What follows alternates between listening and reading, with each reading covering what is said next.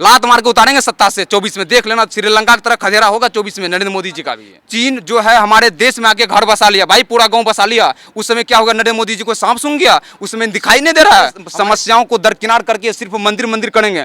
मुझे लगता है कि नरेंद्र मोदी जी को किसी मंदिर का महंत बना के छोड़ दीजिए, ज्यादा अच्छा रहेगा बजाय प्रधानमंत्री बना करके। रोटी पे जीएसटी लग गया, पराठे पे जीएसटी लग गया, दूध पे जीएसटी लग गया, पनीर पे जीएसटी लग गया। क्या इस पे अपनी हक की आवाज करना ये नेगेटिव है? अफगानिस्तान का रुपया नहीं गिरता है, पाकिस्तान का रुपया नहीं गिरता, बांग्लादेश का नहीं गिरता, श्रीलंका का नहीं गिरता है, तो ऐसी कौन सी बात है हमारे देश का रुपया प्रतिदिन गिर रहा है? अब भारत का रुपया गिर नहीं रहा है बल्कि डॉलर मजबूत हो रहा है। हमारे देश की जो वित्त मंत्री हैं निर्मला सीतारमण इन दिनों अमेरिका में हैं और वहाँ से कह रही हैं कि भारत का रुपया साहब कमज़ोर नहीं हो रहा है बल्कि डॉलर लगातार मजबूत हो रहा है। हमारे साथ नीरज देव भारती हैं, युवा नेता हैं, जो भी देश में मुद्दे आते रहते हैं, जो भी घटनाएं घटती रहती हैं, उन सब मुद्दों पर खुल करके अपनी बात को ये रखते हैं। नीरज जी, वित्त मंत्री जो हैं अमेरिका में हैं, वे कह रहे हैं कि अब जो डॉलर है, डॉलर मजबूत हो रहा है। किस तरीके से देख रहे हैं, क्या नज़रिया है आपका? आज ये बात निर्मला सीतारमण, जहाँ मैंने भी अभी देखा थोड़ी देर पहले, निर्मला सीतारमण जी कह रहे हैं कि भारत का रुपया गिरा नहीं है बल्कि डॉलर मजबूत हो गया। सही कह रही है ना? मैं बता रहा हूँ, आज ये बात बोल रही है जब रुपया गिर रहा है प्रतिदिन। इसके बाद आज याद आया है निर्मला सीतारमण जी को यही बात नरेंद्र मोदी जी 2014 लोकसभा चुनाव से पहले पूरे देश में मंच से जाकर के ढोल पीटते थे कि रुपया उसी देश का गिरता है जिस देश का प्रधानमंत्री गिरा हुआ हो। हाँ। ये स्टेटमेंट नरेंद्र मोदी जी का है। तो उस समय नरेंद्र मोदी जी ये बात बोलते थे। आज नरेंद्र मोदी जी एक्सेप्ट करें ना कि मैं पूरी दुनिया में सबसे ज़्यादा गिरा हुआ प्रधानमंत्री हूँ, चूँकि ये स्टेटमेंट मेरा ही है, क्यों नहीं बोलते हैं? आज आके बोले, यदि प्रधानमंत्री जी पहले ये डिसाइड कर ले कि नरेंद्र मोदी जी आज आप सही हो या 2014 से पहले आप सही थे, यदि उस समय आप गलत थे तो आज भी गलत हो, तो पहले आप डिसाइड कर लो कि रुपया जो है, यदि आज ये बात आपकी मंत्री, वित्त मंत्री या फिर आप आकर के बोलते हो रुपया गिर नहीं रहा है, डॉलर मजबूत हो रहा है, तो रुपया, जब डॉलर मजबूत हो रहा है तो रुपया डॉलर के, चूँकि अंतर्राष्ट्रीय बाजार में जो सौदा होता है, अंतर्राष्ट्रीय बाजार में जो व्यापारी चलता है, हमारा जो व्यापार होता है देश का, वो डॉलर से होता है, रुपया से नहीं होता है। तो चूँकि जब डॉलर मजबूत होगा तो हमारे रुपया का वैल्यू क्या रह गया? तो डॉलर रुपया तो हमारा गिरना हो गया, तो धीरे धीरे रुपया कमजोर हो रहा है। तो मोदी जी ही कहते थे ना कि जब अफगानिस्तान का रुपया नहीं गिरता है, पाकिस्तान का रुपया नहीं गिरता, बांग्लादेश का नहीं गिरता, श्रीलंका का नहीं गिरता है, तो ऐसी कौन सी बात है हमारे देश का रुपया प्रतिदिन गिर रहा है? केंद्र सरकार जवाब दे। नरेंद्र मोदी जी का स्टेटमेंट है। रुपया है गिर गया तो क्या हुआ? डॉलर मजबूत हो गया ना। आज नरेंद्र मोदी जी केंद्र में है, आज नरेंद्र मोदी जी प्रधानमंत्री हैं, तो नरेंद्र मोदी जी जवाब देना कि मैं ये स्टेटमेंट बोला था, मुझसे गलती हो गई थी। मुख्यमंत्री तब थे, तब प्रधानमंत्री नहीं थे सर।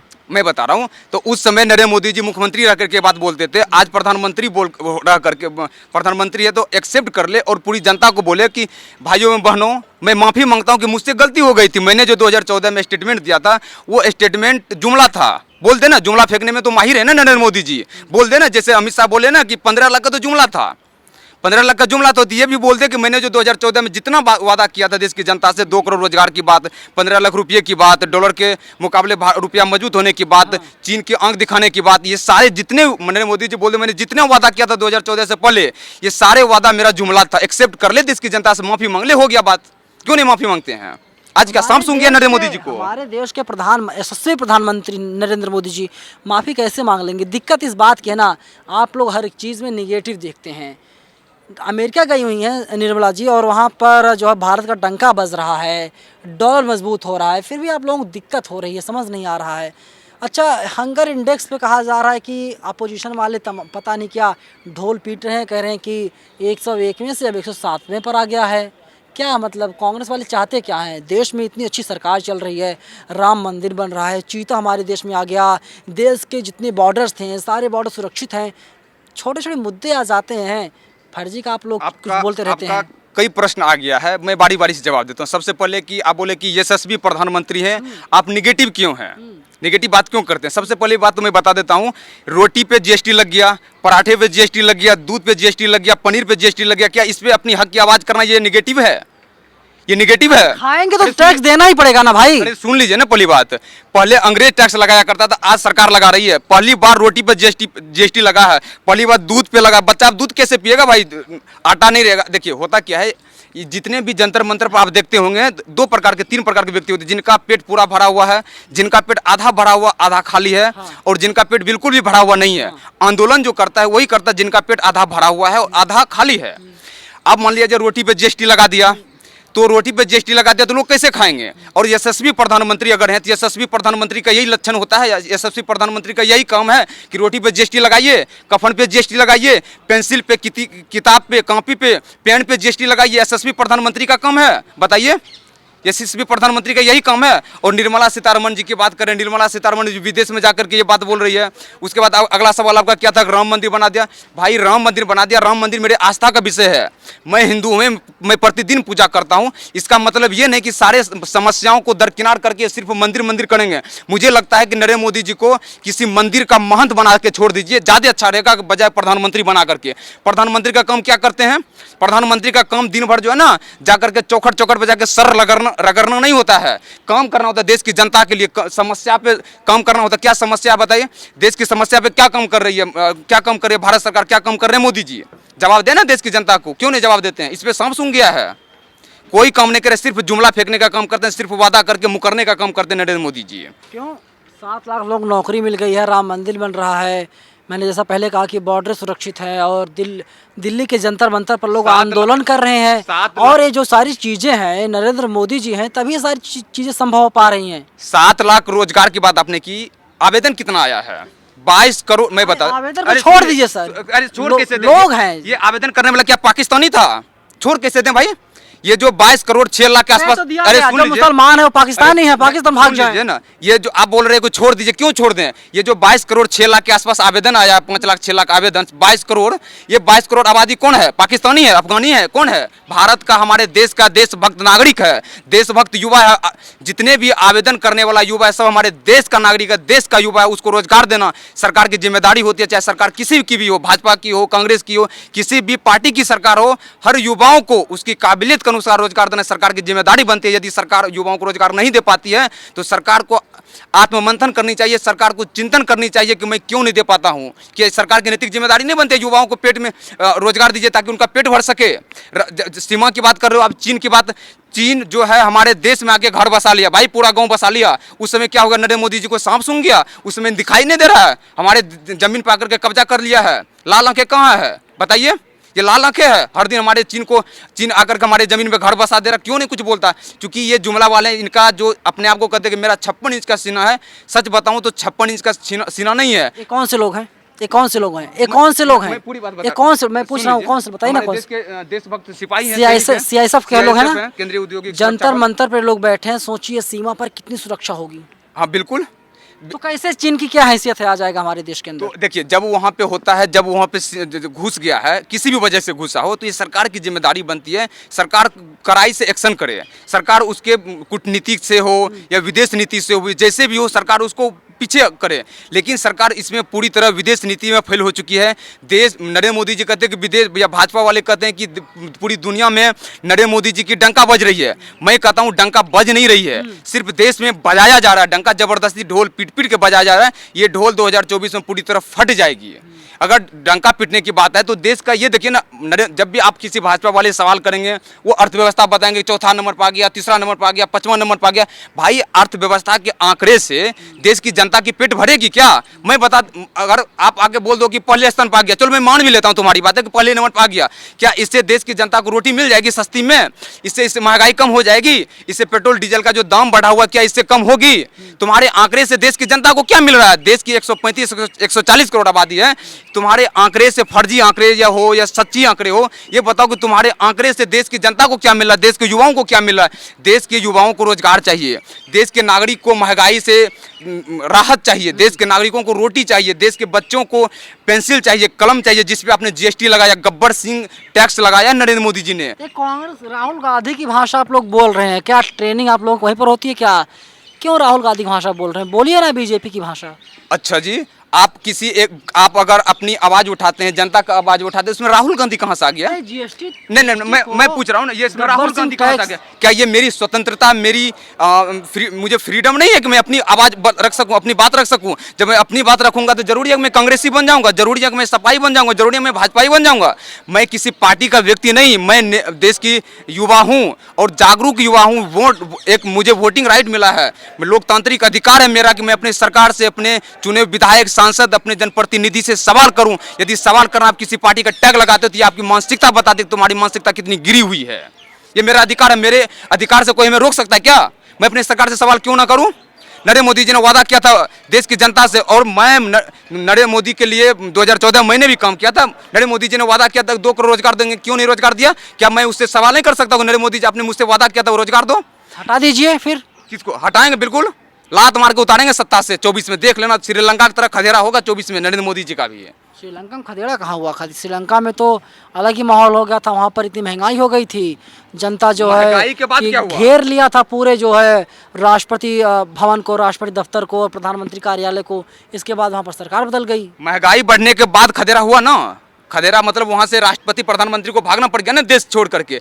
आज भी महंगाई, IMF का रिपोर्ट है कि देश की जो समस्या है, देश की जो गिरती अर्थव्यवस्था है या देश की जो चरमराहट व्यवस्था चल रही है, किसी तरह एक इस तरह से आप समझिए कि एक बहुत बड़ा बिल्डिंग है, बिल्डिंग को बाहर से पोत दिया गया, वाल पुट्टी करके दिखा दिया गया, अंदर से बिल्कुल जर्जर है। अब एक लात मार दो तो पूरी बिल्डिंग गिर जाएगी। देश की स्थिति आज इसी तरह दिखाया जा रहा है कि देश की जो है कि देश आगे बढ़ रहा है, यशस्वी प्रधानमंत्री, देश तरक्की कर रहा है, लेकिन देश की जो समस्या है हर दिन बढ़ती जा रही है। IMF का रिपोर्ट है कि देश की समस्या इससे ज़्यादा खराब होगी, इससे ज़्यादा खराब होने वाली है। ठीक है ना? इससे सब जवाब इस पे कौन सवाल करे सरकार से? अगर मैं सवाल करूं तो मैं कांग्रेसी हो जाऊं? भाई मैं देखिए, अभी मैं एक बात और मैं कहना चाहूँ, सुन लीजिए। अंबेडकर साहब ने कहा था कि जब सरकार मजबूत हो और विपक्ष कमजोर हो जाए तो उस समय जनता की रोल हो जाती है कि आप विपक्ष की भूमिका में आ जाइए। आज पूरी सबको पता है कि आज विपक्ष में जो भी पार्टियां, स्टेट का हो या केंद्र का हो, पूरी तरह कमजोर हो चुकी है। कौन मान रहा है? अम्बेडकर साहब ने जो 1956 में प्रतिज्ञाएं दोहराई थी, 22 प्रतिज्ञाएं, जब राजेंद्र पाल गौतम दोहरा देते हैं, इसके बाद उनके ऊपर केस दर्ज करवाने की बात कही जाती है। पुलिस उन्हें 5 घंटे तक थाने में बैठाकर पूछताछ करती है और बहुजन समाज के लोग ही राजेंद्र पाल गौतम को घेरने लगते हैं। देखिए, ये जो भाजपा जो काम कर रही है, भाजपा सीधी सी बात है, पार्टी देख के काम करती है। अपनी पार्टी देख के जात देख कर, सुनिए ना, पार्टी देखकर जात देख करके, जब पार्टी देख करके काम करते, जब अपनी पार्टी के लोग करे तो अच्छी बात है, दूसरे पार्टी के करे तो वो गलत है। जैसे इससे पहले राजेंद्र गौतम जी तो जाकर के 4 दिन पहले 10 दिन 1 सप्ताह पहले जाकर के 22 प्रतिज्ञा लिए हैं ना। इससे पहले तो नितिन गडकरी जी जाकर लिए हैं महाराष्ट्र में। इससे पहले देवेंद्र फडणवीस वहाँ के जो मुख्यमंत्री थे पहले, वो जाकर के लिए। उनको आपने क्यों नहीं लात मार के उतारा? क्यों नहीं? सवाल है ना, दे भाजपा वाले जवाब। देवेंद्र फडणवीस, नितिन गडकरी जाकर के 22 प्रतिज्ञा दोहराए हैं, तो उनको आपने क्यों नहीं बस निष्कासित किया पार्टी से? आज गौतम जाकर के ले लिया है तो आप उनको कर रहे हैं। आज राजेंद्र गौतम जाकर के प्रतिज्ञा दोहराया तो आप उसके ऊपर कार्रवाई कर रहे हो। कोई बात नहीं, आप कार्रवाई करो, आपकी सरकार है। आप ED CBI भेजते हो विपक्ष वाले के ऊपर, विपक्ष के घर भेजते हो। भाई अपने नेताओं पे क्यों नहीं भेजते हो? क्या आपके नेता गंगे दूध के धुले हुए हैं? गंगे से क्लीन चिट लेकर के आए हैं क्या? कहाँ है? आज उत्तर प्रदेश का रिपोर्ट है 91% जो विधायक हैं उत्तर प्रदेश में सब के सब करोड़पति हैं। तो विपक्ष वाले पर आप ED CBI भेजते हो, अपने तीनों जमाई को भेजते हो, और विपक्ष आप अपने वाले पर भेजते नहीं हो। जमाई कौन है? पूरी दुनिया सबको पता है कि अरे सर, निर्मला सीतारमण का बयान आया है, उन्होंने साफ कहा ED CBI जो है वो स्वतंत्र है, सरकार कोई लेना देना नहीं उससे।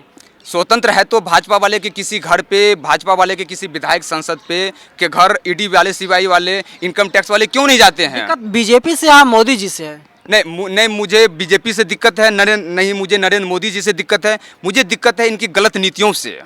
नरेंद्र मोदी जी को मैंने भी वोट किया था 2014 में। आपने भी किया था? हाँ, मैं बता रहा हूँ। आप इतना खिलाफ क्यों बोल रहे हैं मोदी जी के? मैं गलत नीतियों का खिलाफ हूँ। मैं मोदी कौन है भाई? मोदी तो एक व्यक्ति हैं। मैं उस पद पे जो बैठे हुए व्यक्ति हैं, जो जनता के हित के लिए काम नहीं करते, मैं उनके लिए आवाज़ उठाता हूं, मैं उनके लिए सवाल करता हूं प्रधानमंत्री जी से। मैं गलत नीतियों का विरोध करता हूं, मैं किसी व्यक्ति का विरोध नहीं करता हूं। मुझे उनसे क्या, वो गुजरात के, मैं बिहार के, उनसे मुझे कोई रिश्ता नहीं है। क्यों रिश्ता नहीं है? देश के प्रधानमंत्री हमारे हैं। मैं बोल रहा हूँ प्रधानमंत्री है, उनसे रिश्ता नहीं है, वो हमारे देश के हैं, सम्मान करता हूँ मैं, हमारे देश के प्रधानमंत्री हैं। लेकिन जब मुझे लगता है कि वो गलत काम करते हैं तो मैं उनका विरोध करता हूँ। विरोध करना ये मेरा अधिकार है और मुझे इस अधिकार से कोई नहीं रोक सकता है। ठीक ना? ये मुझे संविधान अधिकार देता। आपने कहा कि अंबेडकर साहब को कौन मानता? आज अंबेडकर साहब को सबसे ज्यादा मानते हैं, सबसे ज्यादा। और इतने पढ़े लिखे व्यक्ति एक भी भाजपा में नहीं। अरे भाई, भाजपा आज के बाद छोड़िए, उस समय सदन में कोई नहीं थे। अब आप कह रहे हैं कि अंबेडकर साहब को हर कोई मानता है, केजरीवाल भी मानते हैं। एक तरफ भगत सिंह हैं, दूसरी तरफ बाबा साहब हैं। बाबा साहब ने जो प्रतिज्ञाएं दोहराई थी, उसको जब दोहरा दिया गौतम ने, उनको मंत्री पद छीन लिया गया उनसे। तो केजरीवाल भी मान रहे ना, मन में कुछ और है, बगल में कुछ और है, दिल में कुछ और है। देखिए, ये अधिकार हमें संविधान देता है कि हम किसी भी धर्म या किसी भी जाति, किसी भी धर्म को हम मान सकते हैं, ये हमारी स्वतंत्रता है। लेकिन आप ये है कि आप किसी धर्म का विरोध नहीं कीजिए, अपने धर्म को अपनी स्वतंत्रता से, अपनी इच्छा से आप मान सकते हैं। केजरीवाल जी को इस पे चुप्पी तोड़नी चाहिए थी कि हमारा जो नेता किया है वो अपने स्वविवेक से किया है, आप इसलिए उसको मंत्री पद से हटा दिए कि वो बहस प्रतिज्ञा दोहरा दिया। राजन पाल गौतम ने जो किया वो अच्छा किया। ये तो कोर्ट बताएगी अच्छा किया। कोर्ट क्यों बताएगी भाई? देखिए, अच्छा किया सही किया, ये मैं डिसीजन नहीं ले सकता हूँ, ये जनता ले। लेकिन वो अपने मन से अगर लिया तो वो उनका अधिकार है। कल अगर मैं कुछ भी करता हूँ तो मेरा अधिकार है, ये मेरा अधिकार है। मैं सही और गलत उस ठहराने वाले कौन होता हूँ? चलिए ठीक है, शुक्रिया आपका। ये नीरज दो भारती हैं, जो भी बहुजन मुद्दे होते हैं, जो जिनका सरोकार सीधा आपसे, हमसे और देशवासियों से होता है, उन सभी मुद्दों पर ये खुल करके अपनी राय रखते हैं, अपने विचार रखते हैं। लेकिन इनकी राय से, इनके विचारों से आप लोग कितना सहमत हैं या कितना असहमत हैं, आपके क्या विचार हैं? कमेंट बॉक्स आपके लिए खुला हुआ है, आप लोग अपनी राय कमेंट बॉक्स में हमें ज़रूर दीजिएगा। कैमरा पर्सन आशीष के साथ मैं नवीन कुमार नंदन, नेशनल दस्तक, दिल्ली। नेशनल दस्तक की आपसे गुजारिश है कि अगर इसको बचाना चाहते हैं तो नेशनल दस्तक को सब्सक्राइब करने के लिए रेड कलर के सब्सक्राइब बटन को दबाएं, फिर बेल आइकन की घंटी दबाएं। नेशनल दस्तक को बचाने के लिए बहुत ज़रूरी है कि हर खबर को शेयर करें, लाइक करें, कमेंट जरूर करें।